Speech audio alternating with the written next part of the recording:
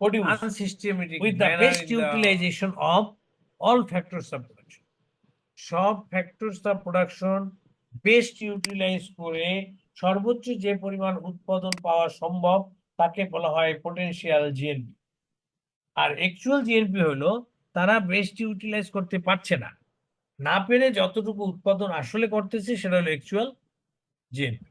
Malthus told that if land, labor, capital, and organization are employed in the right proportion, they maximize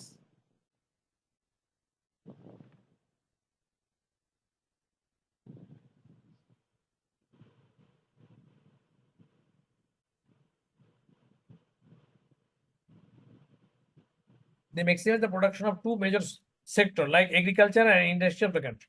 Besides this, Malthus also mentioned some non-economic factors for economic development. These are security of the property, a good constitution, excellent law and administration, hard-working people, the general attitude of the people. Malthus একটা দেশের উন্নয়নের সাথে সাথে capital এবং লেবারের কম্বিনেশনটার উপর গুরুত্ব দিয়েছে। এছাড়াও তিনি আরো কিছু নন ইকোনমিক ফ্যাক্টরের কথা উল্লেখ করছে, সেগুলো হলো security of the property, a good constitution, একটা ভালো সংবিধান থাকতে হবে দেশে, excellent law and administration, hard working people থাকতে হবে, and the general attitude of the people ভালো হইতে হবে। হ্যাঁ, attitude of people must be good towards development. Clear? Now economic stagnation, এভাবে চলতে চলতে অর্থনীতি একটা মানে উন্নয়নের একটা জায়গায় যাওয়ার পর একটা স্ট্যাগনেশন চলে আসে, এটাকে বলা হয় economic stagnation. Measure to promote economic development, Malthus এগুলো হলো তার ডেভেলপমেন্ট থিওরির ব্যাখ্যা। এখন measure to promote economic development, Malthus made several policies to promote economic development. Malthus economic ডেভেলপমেন্টকে প্রমোট করার জন্য অনেকগুলা পলিসির কথা উল্লেখ করছে। Number one, balanced growth.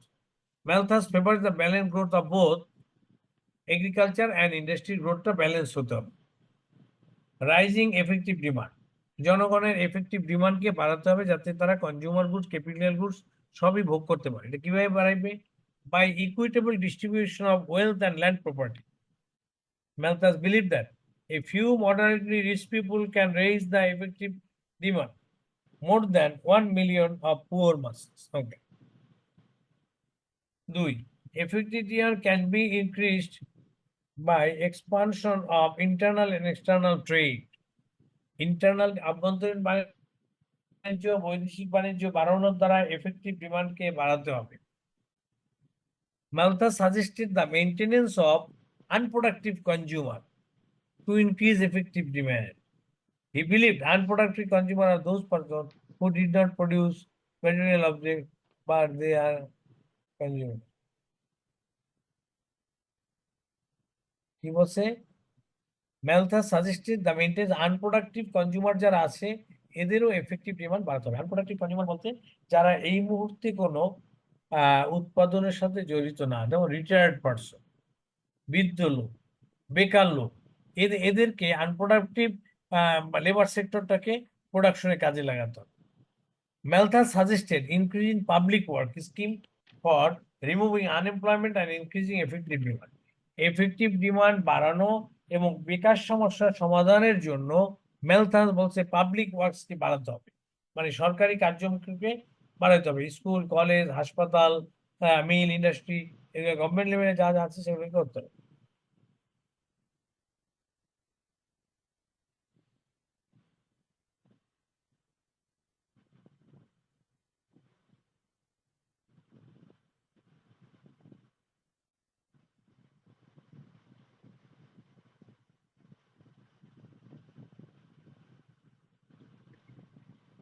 Malthus suggested increasing public works, ঠিক আছে? Now, তাহলে these are the main issues of the development theory of Malthus, and these are the measures to promote economic development. Rising effective demand কি করতে হবে, and the criticism of Malthusian theory. কি জসিম, তুমি phone ধরো না কেন? ও আচ্ছা, ওই সোলাইমান সাহেবের একটা নাম্বার দরকার ছিল, কথা হয়েছে তার সাথে, আফজালের কাছে নিচ্ছি। হ্যাঁ, মানে আমি বন্ধ করার আগেই ওনারা বলছে যে স্যার আজকে ক্লাসটা আমরা একটু না করার জন্য ভাবছিলাম। বদরুদ্দিন ঠিক আছে, আমি এখন একটু রেগুলার সেমিস্টার ক্লাস নিচ্ছি। না, এখন তোমরা খাও।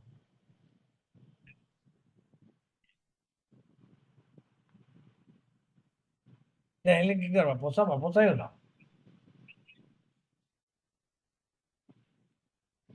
ভালো, গুড,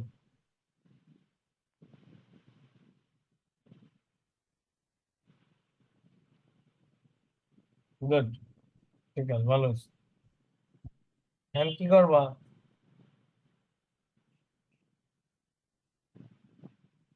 তো টুয়েলভের আমার দাম কত দেখছো?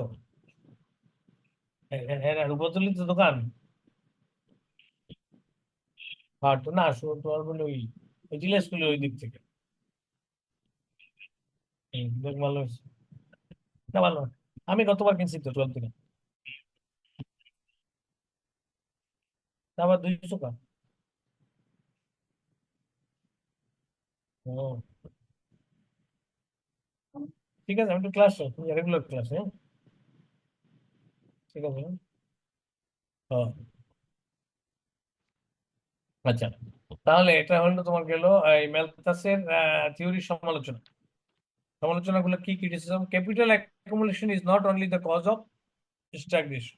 ক্যাপিটাল অ্যাকুমুলেশন কারণেই যে মানে ওই ডেভেলপমেন্ট হওয়ার পরে স্ট্যাগনেশন হয়ে যায়, এটা না, আরো নানা কারণে স্ট্যাগনেশনটা আসে।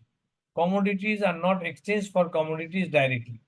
অনেক সময় কমোডিটির পরিবর্তে কমোডিটি এক্সচেঞ্জ হয় না ডাইরেক্টলি, তখন কি হবে? Malthus argued that commodities are exchanged not for commodities but they are exchanged for labor. In fact, labor is not a correct measure of commodity. In the real world, commodities are measured by real price and not by labor. এখন Malthus যে সময় কথা বলছে, সে সময় তো price system হয়তো বা ছিল না। সো এটা একটা সমালোচনা। আনপ্রোডাক্টিভ কনজিউমার রিটার্ড প্রোগ্রেস বলছে, Malthus suggest spending by unproductive consumer to increase effective demand which ultimately support idle person. মানে তার মানে এদেরকে দিয়ে এফেক্টিভ ডিমান্ড বাড়ানো মানে কি? আনপ্রোডাক্টিভ লোক যত বাড়বে অতই তো তারা প্রিভিলেজ পাবে, অর্থাৎ আইডল পারসনকে সাপোর্ট দেওয়া হবে। এটাও ঠিক না, এটা সমালোচনা করছে আর কি। ম্যালথাস হয়তো বা অন্য সেন্সে বলছে যে না এটাও দরকার, আর এটার সমালোচকরা এটার আবার সমালোচনা করছে। Capital accumulation may not reduce profit. Capital accumulation may not reduce profit. Malthus thought that, মানে সবসময় যে ক্যাপিটাল অ্যাকুমুলেশন হইলেই প্রফিট বাড়বে, এটাও নাও হতে পারে, এটা ব্যাখ্যা করছে।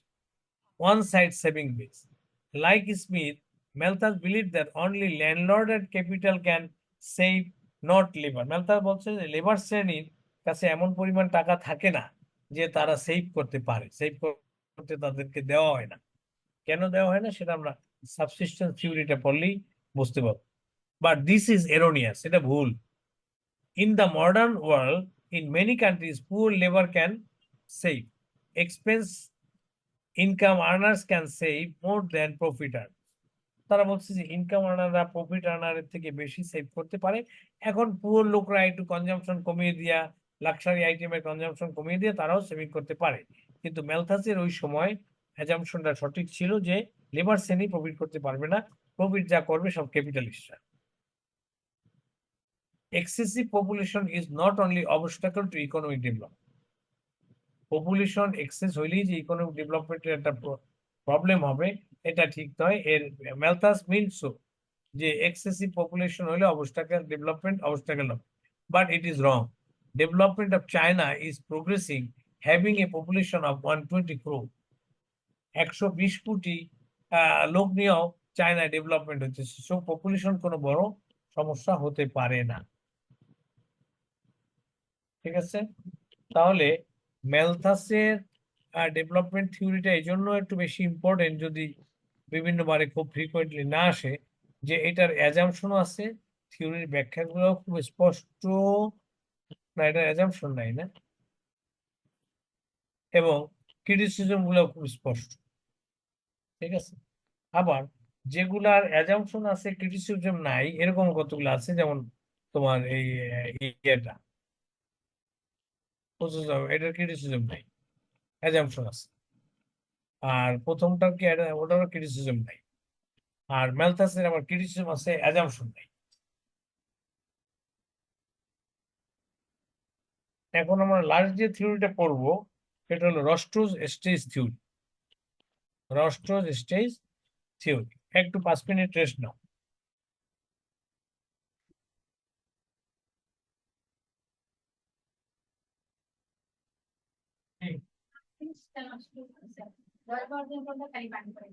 কোন পৃষ্ঠা?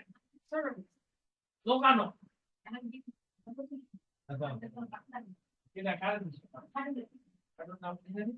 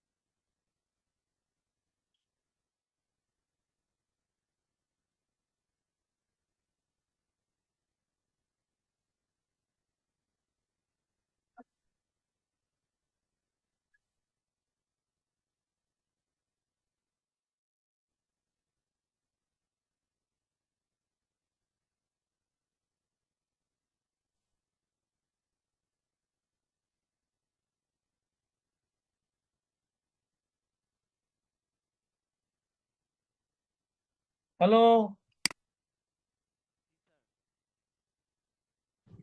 জি স্যার। হ্যাঁ, ওকে।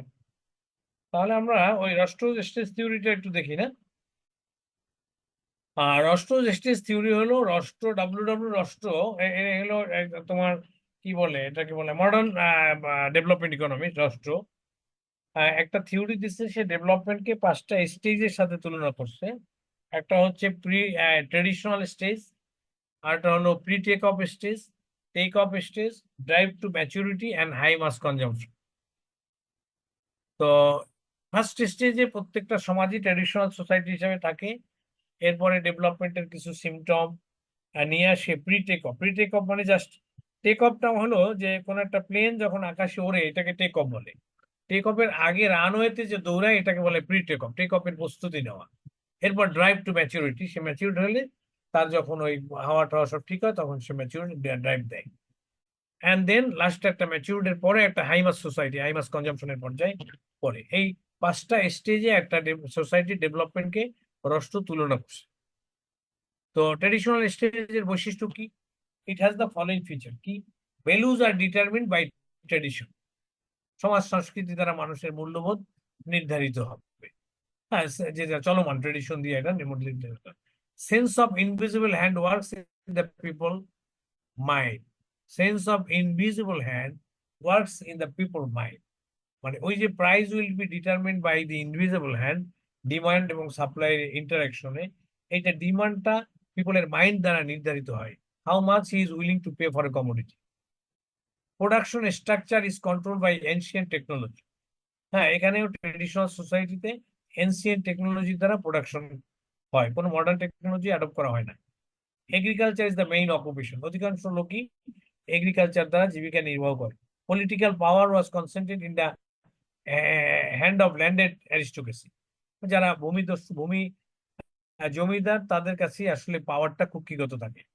Trade is limited within country, international trade তখনও চালু হয় না। Major part of the national income is spend on unproductive sector.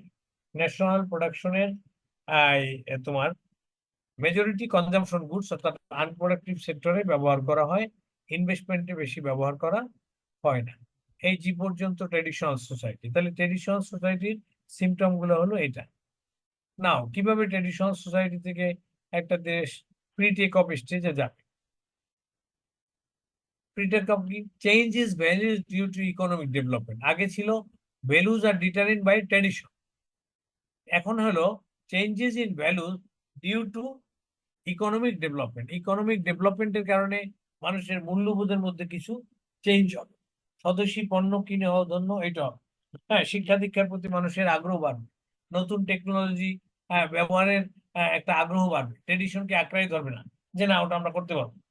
New entrepreneurs come forward to in economic activity, নতুন নতুন উদ্যোক্তা ইকোনমিক অ্যাক্টিভিটিতে চলে আসে। Investment rate increase from 5 to 10%। যে প্রোডাকশন হয় সেভিংস এর 5 to 10% তারা ইনভেস্টমেন্টে যায়। And production rate exceeds the population, population রেটে গ্রোথের থেকে প্রোডাকশন রেটটা বাড়ে। Social investment increase, social capital তৈরি হয়, সোশ্যাল ইনভেস্টমেন্ট বাড়ে। Financial institution appear for mobilising capital, capital মোবিলাইজের জন্য ব্যাংক, ইন্স্যুরেন্স কোম্পানি ইত্যাদি ফিনান্সিয়াল ইনস্টিটিউশন গুলা এপিয়ার করে। Maximum population engaged in the non agricultural sector, maximum population engaged in the non agricultural sector. Non এগ্রিকাল maximum population মানে জনসংখ্যার অধিকাংশই non agriculture সেক্টরে এনগেজ হয়। That is people engage in agriculture sector reduce from 75 to 40। আর তোমার ওই traditional সোসাইটিতে 80%-এরও বেশি হলো এগ্রিকালচার সেক্টর থাকে। আর পিটেক অফ স্টেজে 75% থেকে 40%-এ নেমে আসে। Birth rate falls, birth rate কমে যায়, পপুলেশন একটু কন্ট্রোল হয়। সোশ্যাল মোবিলিটি ইনক্রিজ, মানুষ এদিক থেকে ওদিক যাওয়া আসা শুরু করে। হ্যাঁ, political power entered on the basis of nationalism, একটু ইলেকশন, যার ন্যাশনালিজম বেশি তাকে তাকে পলিটিক্যাল মানে যার মধ্যে একটু লিডারশিপ আছে তাকে পলিটিক্যাল লিডার হিসাবে সবাই মানে। কেবলমাত্র জমিদারি পলিটিক্যাল হবে এই তথ্য তখন আর খাটে না। This is the pre take off stage. Now the take off stage, in such stage obstacles to development removes, ডেভেলপমেন্টের সমস্ত অবস্টাকলস গুলা রিমুভ হয়ে যায়। Technological change occurs in industrial sector, industrial সেক্টরে টেকনোলজিক্যাল চেঞ্জ হয়। Development curve starts rising sharply, ডেভেলপমেন্টটা sharply বাড়তে থাকে। No external forces are required for such development. Reaches to take off stage depends on 3 condition.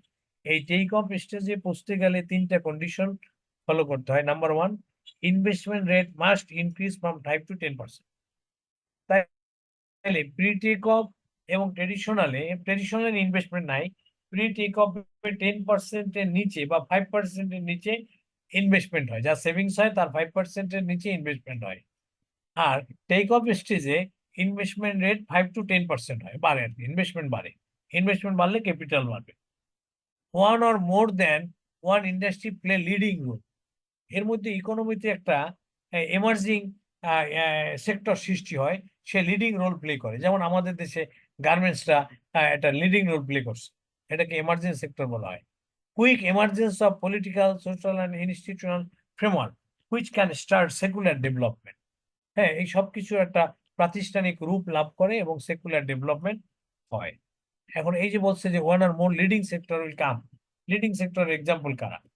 According to Rostro, the rapid growth of leading sector depends upon the presence of 4 basic factors. There must be an increase in the effective demand of their product, generally through reducing consumption, importing capital, or by a sharp increase in real income. A new production function along with the expansion of capacity must be নতুন একটা production function সৃষ্টি করে যেটা খুব মানে export oriented. There must be sufficient initial capital and investment profit for take off in this leading sector. Leading সেক্টরকে take off করার জন্য মানে বুস্ট আপ করার জন্য সাফিসিয়েন্ট ইনভেস্টমেন্ট এবং প্রফিট সমাজে থাকবে। This leading sector must introduce an expansion of output in other sector through technological transformation. Technological ট্রান্সফর্মের মাধ্যমে এই লিডিং সেক্টরটা অন্যান্য অনেক সেক্টরকেও হেল্প করবে। যেমন গার্মেন্টস ইন্ডাস্ট্রি রিলেটেড অনেক ইনপুট ইন্ডাস্ট্রিকে তৈরি করছে। গার্মেন্টস যে ইনপুট সেটার জন্য রিলেটেড ইন্ডাস্ট্রি তৈরি হয়েছে। গার্মেন্টস এর মাল বিক্রি হওয়ার জন্য অনেক আউটলেট, অনেক দোকান, অনেক রিটেল শপ, অনেক মার্কেট তৈরি হচ্ছে, যা গার্মেন্টস না থাকলে তৈরি হতো না। হ্যাঁ, নতুন নতুন এই যে আমাদের বরিশালে কতগুলা আড়ং এর প্রোডাক্ট আউটলেট আসছে, ইনফিনিটির আউটলেট আসছে, 12 গ্রামে আউটলেট আসছে। এগুলো হতো না যদি গার্মেন্টস এর উন্নতি না হইতো। Now drive to maturity, maturity. Rostow defines it as the period when society effectively applied the range of modern technology. Drive to maturity মানে সোসাইটিতে এখন মডার্ন টেকনোলজি হিউজ ভাবে ব্যবহার করা হবে। New production technique take place and old ones off and on, নতুনের জায়গায় পুরাতনের জায়গায় নতুন প্রোডাকশন টেকনোলজি প্লেস করে। New leading sectors are created. Investment rate is over 10% national income. Investment রেটটা ন্যাশনাল ইনকামের 10%-এর থেকে বেশি হবে। ইনভেস্টমেন্ট রেটটা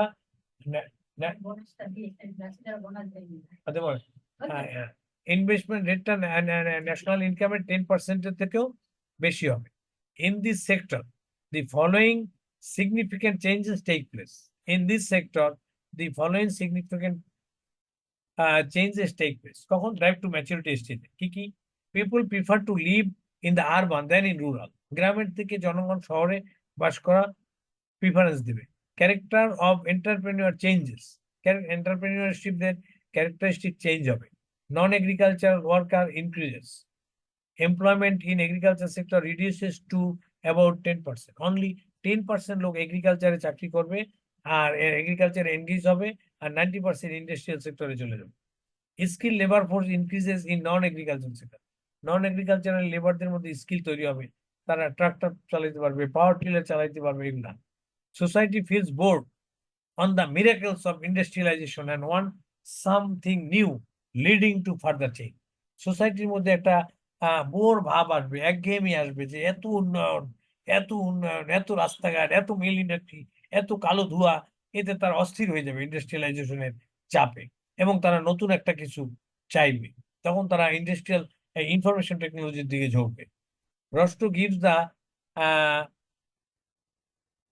symbolic dates of take off and maturity stage of the following countries. বিভিন্ন দেশের ম্যাচুরিটি স্টেজ কোন কোন সময় হয়েছে, কয়দিন লাগছে, এবং টেক অফ স্টেজে কয়দিন লাগছে, রস্টো তার একটা সিম্বলিক উদাহরণ দিচ্ছে।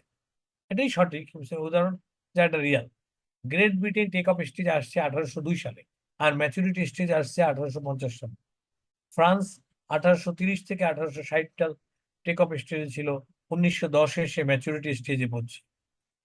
জার্মানি 1850 থেকে 1873, ম্যাচুরিটি হয় 1910। রাশিয়া 1890 থেকে 1914, ম্যাচুরিটি আসে 1950, অনেক পরে। গ্রেট ব্রিটেন আর রাশিয়া একই সময়, না 100 বছর পর রাশিয়া ম্যাচুরিটি স্টেজ আছে। ইউনাইটেড স্টেটস 1843 থেকে 1860, এবং ম্যাচুরিটি স্টেজ আসছে 1900 সালে। কানাডায় ম্যাচুরিটি হয়েছে 1950 সালে। জাপান ম্যাচুরিটি স্টেজে আসছে 1940 সালে। সুইডেন ম্যাচুরিটি স্টেজে আসছে 1930 সালে। চায়না এন্ড ইন্ডিয়া 1950 সালে অনলি টেক অফ স্টেজে আসছে, এখনো তারা ম্যাচিউর হয় নাই। এই গেল কি ম্যাচুরিটি। লাস্ট স্টেজটা কি? High mass consumption. হাই মাস কনজাম্পশনটা কি? রস্টো বলে, in this stage consumer goods, urban life and institutional education become available to one third to half of the population of the country. Following feature are seen. High mass consumption এর লক্ষণটা কি? National power creation and influence of nation in the globe. তারা মানে গ্লোবকে lead দেওয়ার চেষ্টা করবে। National পাওয়ার গ্লোবের মধ্যে তাদের হাতে, তাই ওই ন্যাশনের কাছে গ্লোবাল পাওয়ার চলে যাবে। Initiative are taken to reduce inequality due to open market economy. ইনইকুয়ালিটিকে এখানে অবশ্যই একটা বড় রকমের ইকুয়াল হবে, কারণ ক্যাপিটালিস্ট আর প্রোলেটারিয়েট দুইটা গ্রুপ হয়ে যাবে। তো এই পাওয়ার এই ইনইকুয়ালিটিটা কমানোর জন্য চেষ্টা করতে হবে, ইনিশিয়েটিভ নিতে হবে। Increase in consumer demand for durable goods and high valued food item. High valued food আইটেমের জন্য মানে ডিমান্ড বাড়বে, এবং ডিউরেবল গুডস এর প্রতিও ডিমান্ড বাড়তে থাকবে। Historically United states was the first to reach the stage in 1920। এই হাই মাস কনজাম্পশনে 1920-তে ঐতিহাসিকভাবে America পৌঁছছিল, followed by Great Britain in 1930 and Japan in 1950. ঠিক আছে, তাহলে এই গেল রস্টোস থিওরি অফ ডেভেলপমেন্ট, এবং এটাও একটা ভালো থিওরি হইলে এটারও কিছু ক্রিটিসিজম আছে, এটাও ক্রিটিসিজম মুক্ত না। What are the criticism?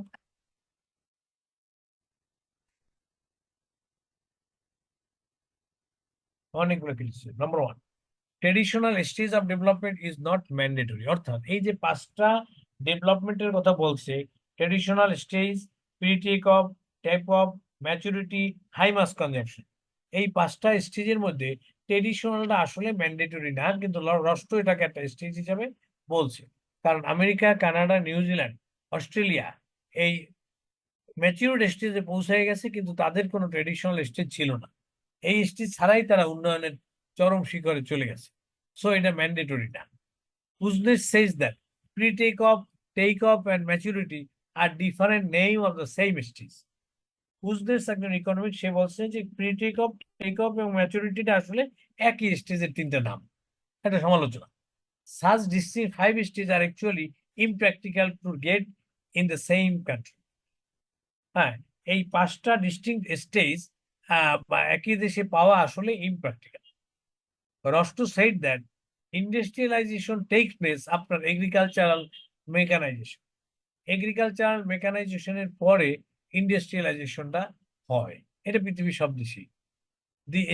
রাষ্ট্র এটা বলছে, but many countries develop simultaneously with both agriculture and industry. রাষ্ট্র deprive the nation from benefits of dualism. তো রাষ্ট্র বলছিল আগে এগ্রিকালচারাল ডেভেলপমেন্ট হবে, পরে ইন্ডাস্ট্রিয়াল ডেভেলপমেন্ট হবে। কিন্তু পৃথিবীতে অনেক দেশ দেখা গেছে এগ্রিকালচার আর ইন্ডাস্ট্রি পাশাপাশি ডেভেলপমেন্ট হয়, অর্থাৎ এটাকে ইকোনমিক ডুয়ালিজম বলা হয়। আমাদের দেশে যেটা ইন্ডাস্ট্রিয়ালাইজেশন চলতেছে, এগ্রিকালচার চলতেছে পাশাপাশি, এটা economic dualism.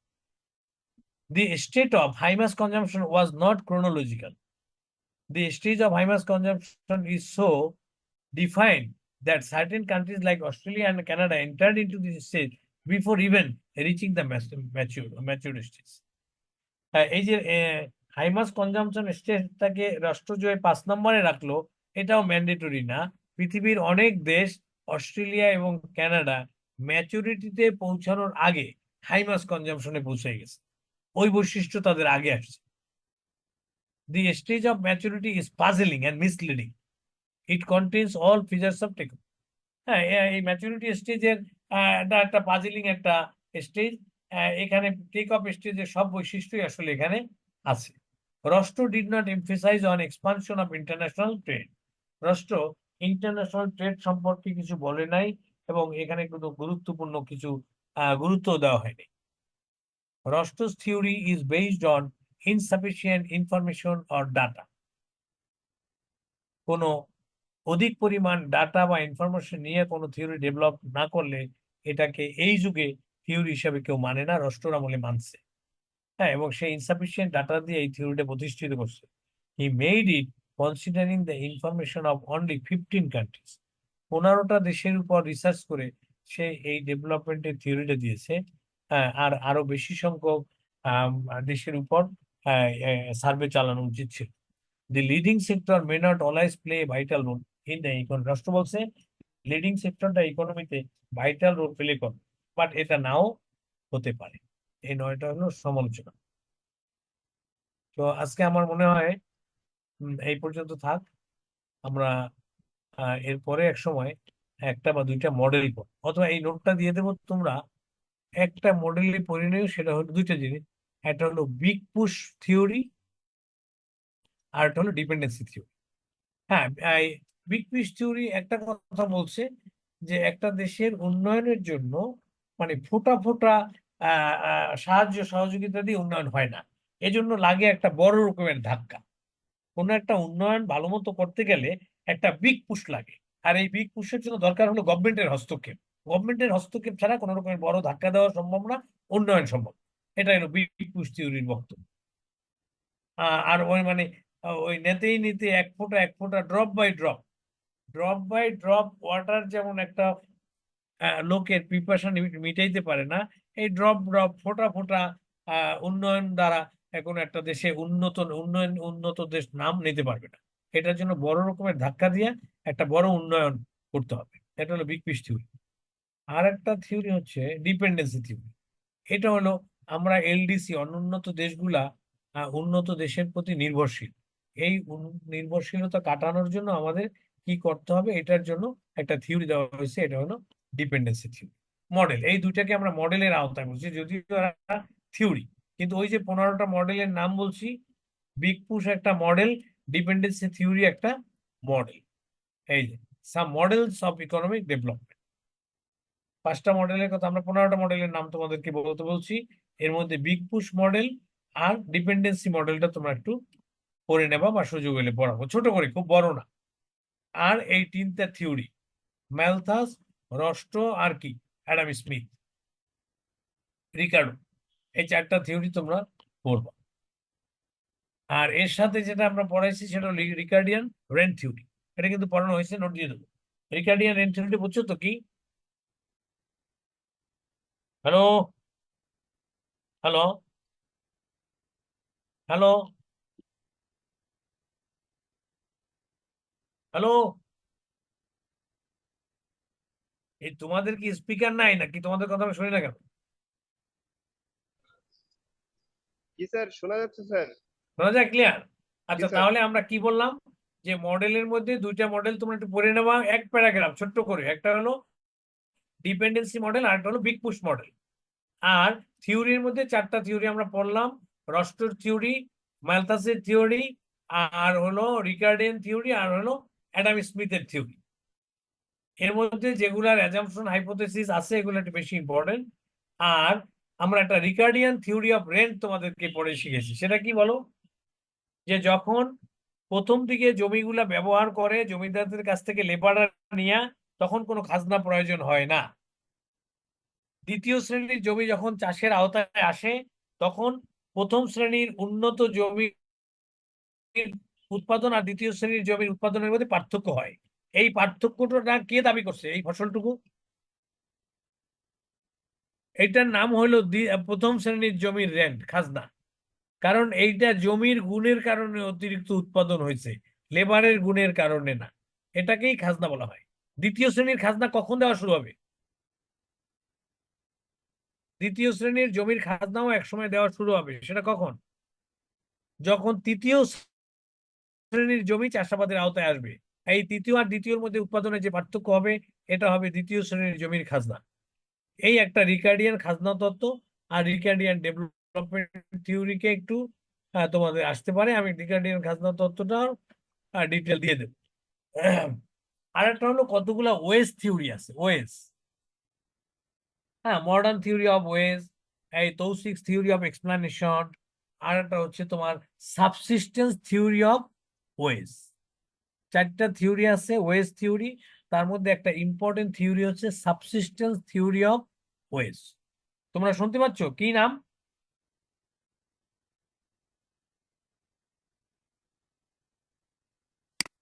Subsistence theory of ওয়েজটা কি? হ্যালো,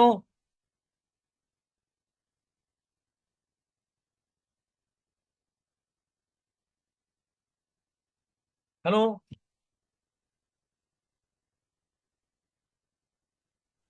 জি স্যার। হ্যাঁ, সাবসিস্টেন্স থিওরি অফ ওয়েজটা কি বলছিলাম?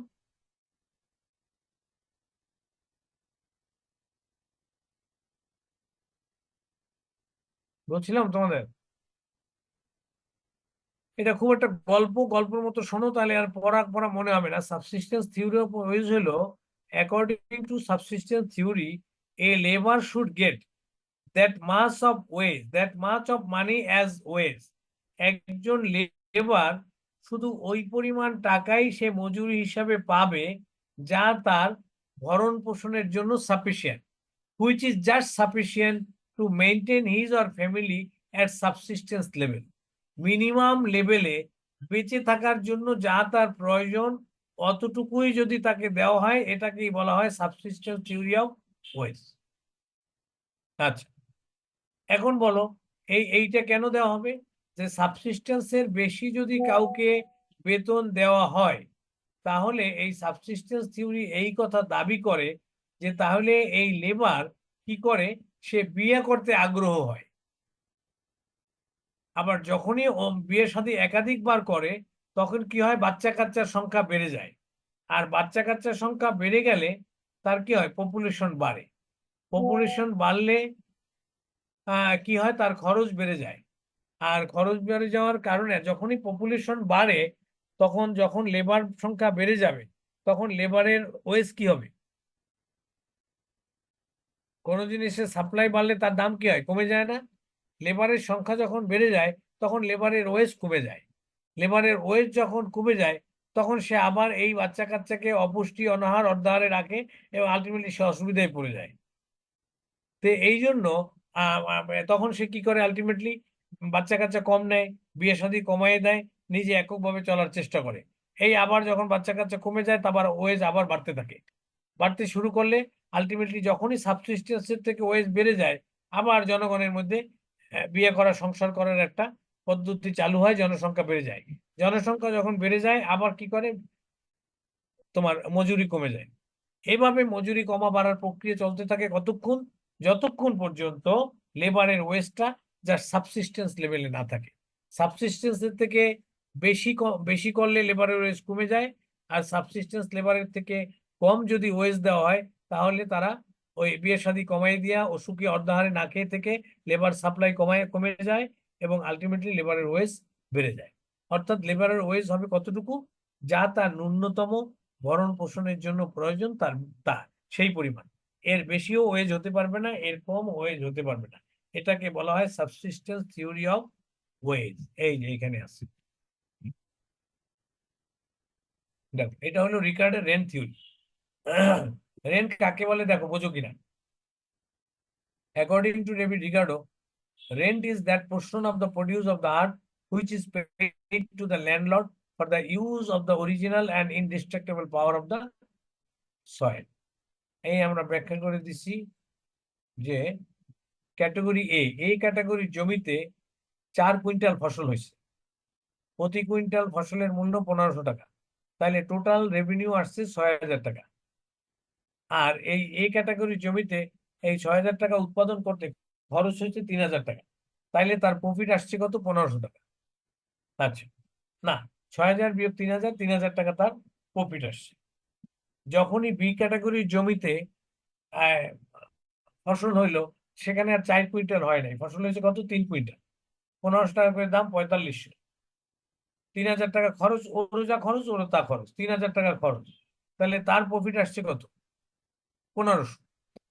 এই যে বি ক্যাটাগরির জমিতে প্রফিট আসছে 1500 আর এ ক্যাটাগরির জমিতে প্রফিট আসছে 3000, তাইলে অতিরিক্ত 1500 টাকা দাবি করবে কে?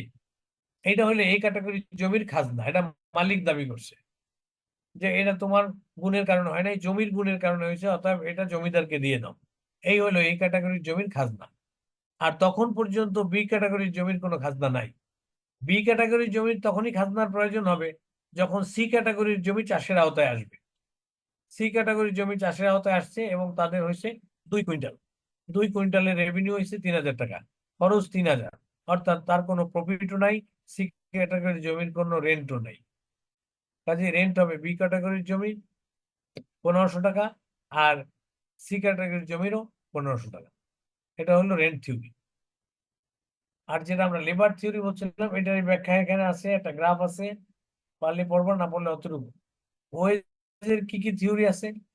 6টা theory: subsistence theory of wage, wage fund theory, residual climate theory, marginal productivity theory, Taussig theory of wage, the standard of living theory. এতগুলো থিওরির মধ্যে আমরা একটা থিওরি পড়বো, সেটা হলো সাবসিস্টেন্স থিওরি অফ ওয়েজ। খুব সহজ, এতটুকু। কি বলছে? According to this theory, wages tend to settle at that level which will be just sufficient to maintain the worker and his family at minimum subsistence level.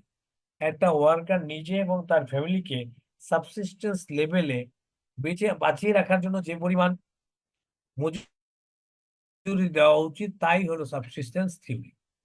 It means the worker should get amount of money necessary to maintain his family. Cinema bioscope দেখার জন্য কোনো টাকা দেওয়া হবে না, just তোমার খেয়ে পরে বাঁচতে যা লাগবে তাই। যদি তোমাকে খেয়ে পরে বাঁচার থেকে টাকা বেশি দেওয়া হয়, if wage rises above the subsistence level, the worker will be encourage to get marry, সে বিয়ে করবে, অ্যান্ড দেন বাচ্চা কাচ্চা হবে, লেবার সাপ্লাই বেড়ে যাবে। আর যখনই লেবার সাপ্লাই বেড়ে যাবে তখনই লেবারের ওয়েজ সাবসিস্টেন্সের থেকে নিচে নেমে আসবে।